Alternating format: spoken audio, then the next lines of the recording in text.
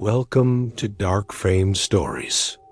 Tonight, we go to a quiet Tokyo neighborhood on the last night of the year 2000, where an ordinary family's home became the stage for one of Japan's most chilling and baffling crimes. A case so strange, even the police armed with mountains of evidence still cannot explain who did it. Or why. Part 1.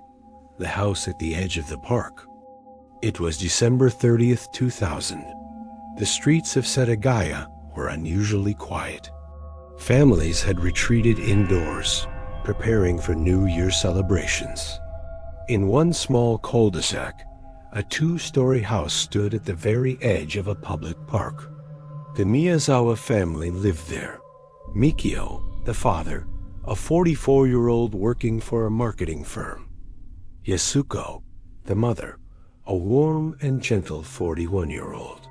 Their children, 8-year-old Nina and 6-year-old Rei, filled the home with laughter. From the outside, the place looked safe. Neighbors often saw Mikio cycling with his kids, or Yasuko shopping for groceries. But the park behind their home, a large, open space where teenagers sometimes gathered after dark, gave the back of the house an odd sense of exposure. That night, something would come from that park. Around 11:30 p.m., the nearby skate park was still alive with noise. Witnesses later reported hearing voices, maybe arguments, maybe laughter, carried by the winter wind.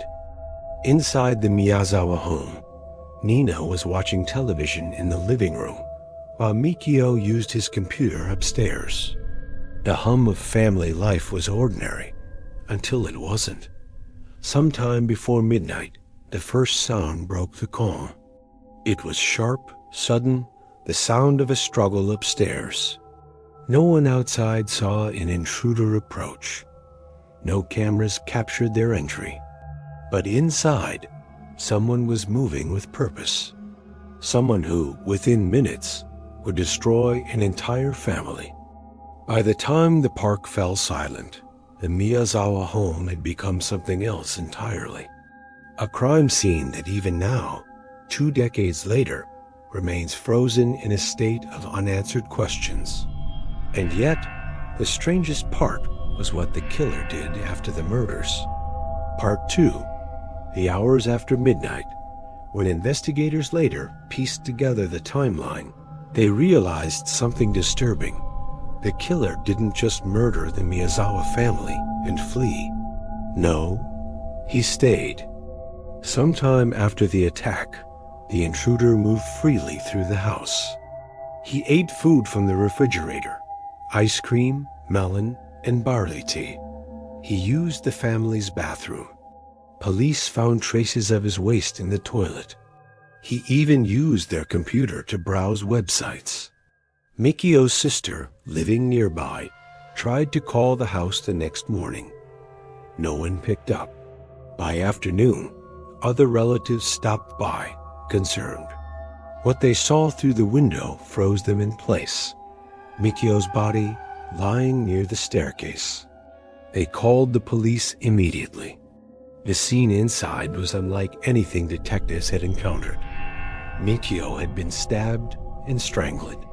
Yasuko and Nina had similar injuries, found together in the same room. Rei, the youngest, was found in his bed, likely killed first, silently, before the others were attacked. But the real shock was in the details left behind. The killer's clothing, a jacket, a hat, even a scarf, was abandoned in the home. His fingerprints were everywhere. His blood was mixed with the victims on the walls. He had clearly injured himself during the struggle, yet instead of leaving, he lingered for hours. Forensics painted a chilling image. This was someone confident enough, or disturbed enough, to spend the night in the home of the people he had just murdered. Even stranger, the items he left behind told an incomplete story. His clothes were traced back to a specific Japanese store, and DNA suggested an unusual ethnic mix, partly East Asian, partly Southern European. But no match existed in any database.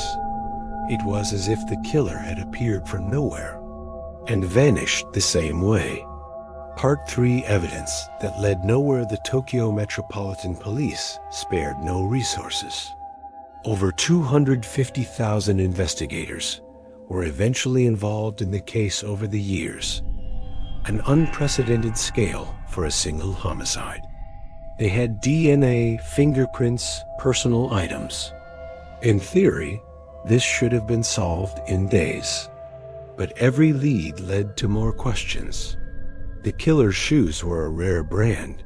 Schlesinger sneakers sold only in limited Japanese stores.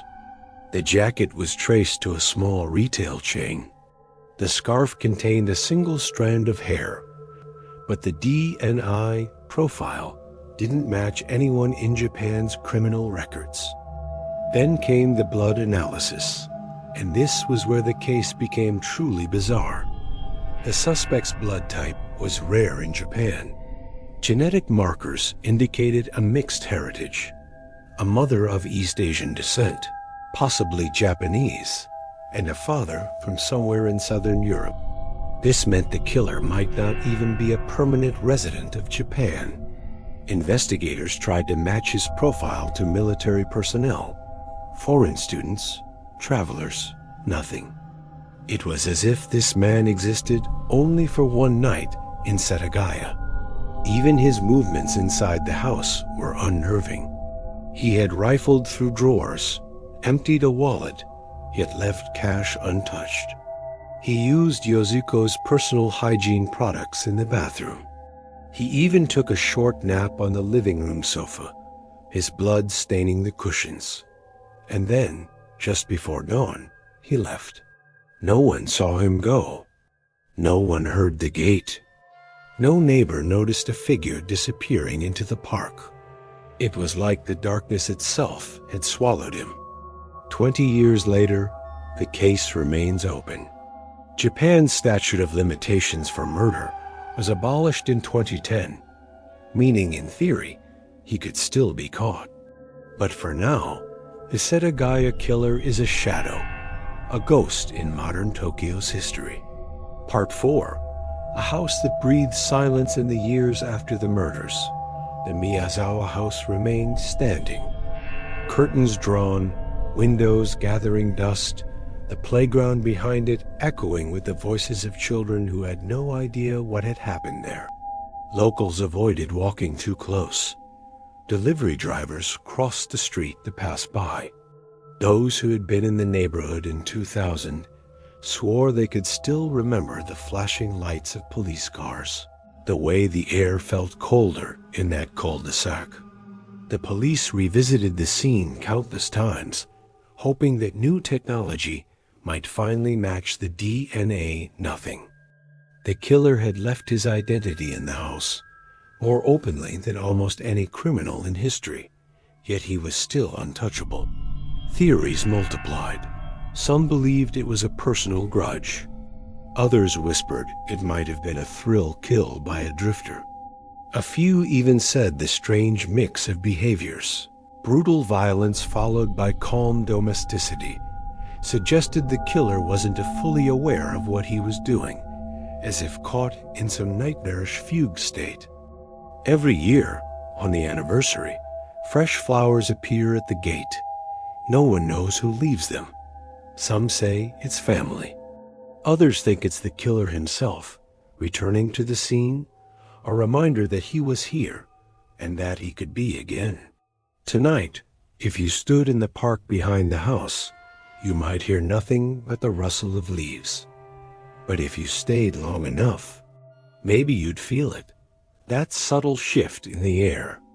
That sense that something or someone is still inside. Thank you for watching DarkFrame Stories.